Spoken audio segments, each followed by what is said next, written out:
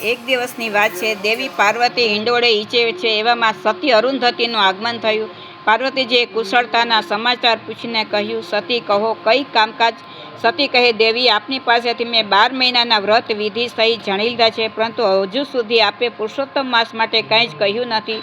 તો કૃપા કરીને મને જણાવો કે મારે પવિત્ર ગણાતા પુરુષોત્તમ માસમાં શું કરવું?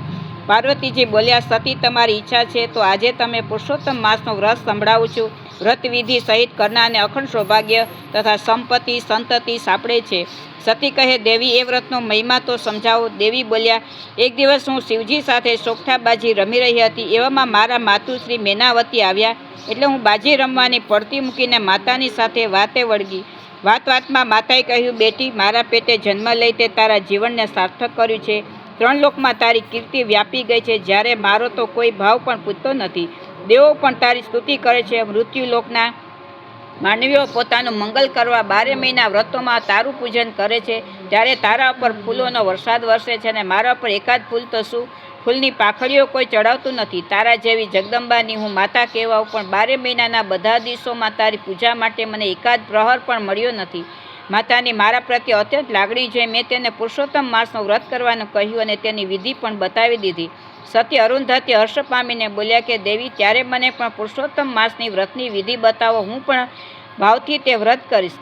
દેવી પાર્વતીએ પુરુષોત્તમ માસના વ્રતની વિધિ બતાવતા કહ્યું, સતી, જ્યારે અધિક માસ પુરુષોત્તમ માસ આવે ત્યારે સુદ પક્ષ અને ત્રીજના દિવસે સવારે વહેલા ઉઠવું, સ્નાન કરી સ્વચ્છ વસ્ત્રો પહેરી ભૂદેવ સમક્ષ વ્રતનો સંકલ્પ કરવો.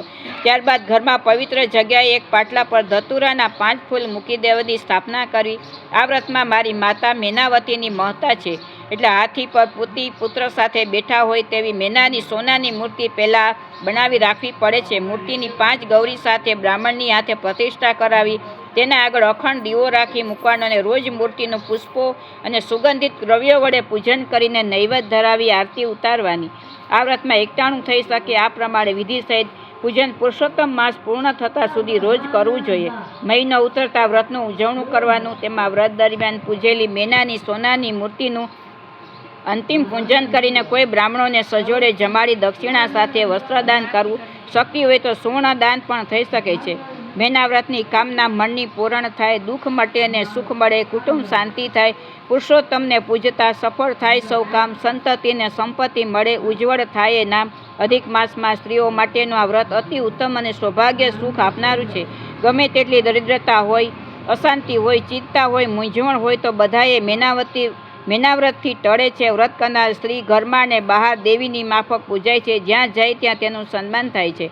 પવિત્ર પુરુષોત્તમ માસમાં આ મેનાવ્રત જે સ્ત્રી ભાવપૂર્વક કરે છે તેની મનોકામના પૂર્ણ થાય છે અને અખંડ સૌભાગ્ય રહે છે તથા સંપત્તિ સંતતિની પ્રાપ્તિ થાય છે. જય કાઠાગોર માવડી, જય